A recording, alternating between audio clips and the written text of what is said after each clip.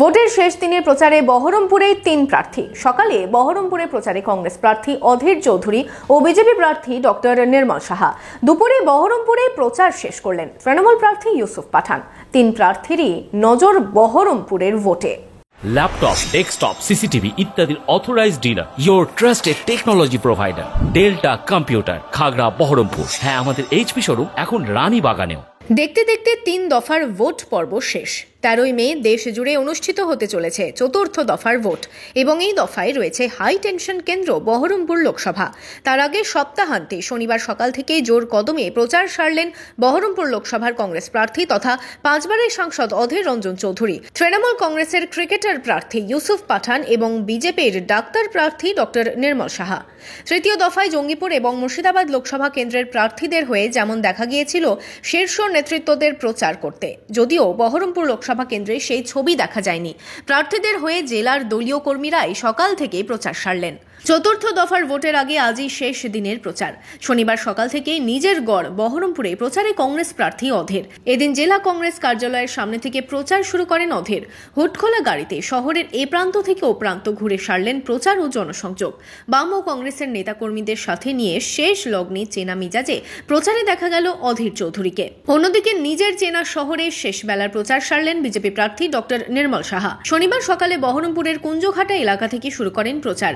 নিজের শহর বহরমপুর, সেই শহরে শেষ দিনে জনসংযোগে জোর বিজেপি প্রার্থীর। এদিন বহরমপুর শহরের বিভিন্ন এলাকায় শেষ প্রচারে অংশ নেন নির্মল সাহা। হুটখোলা গাড়িতে কখনো বিজেপির সাংগঠনিক জেলা বিজেপি সভাপতি শাখারভ সরকার, কখনো আবার বিধায়ক সুব্রত মৈত্রকে সাথে নিয়ে চলে নির্মলের প্রচার।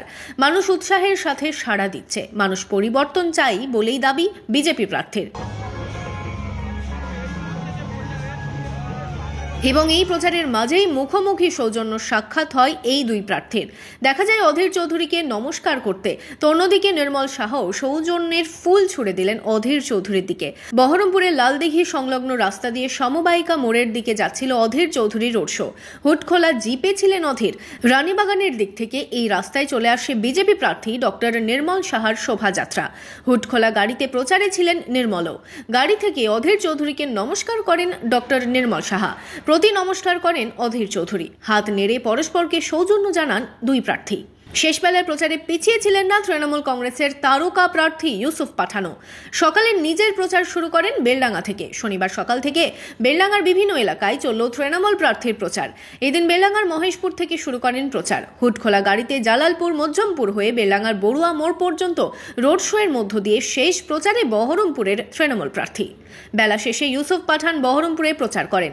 এদিন চেয়ারম্যান নারুগোপাল মুখার্জি থেকে শুরু করে দলীয় নেতা কর্মীদের সঙ্গে নিয়ে শেষ প্রচারের মিছিল সারলেন প্রার্থী ইউসুফ পাঠান।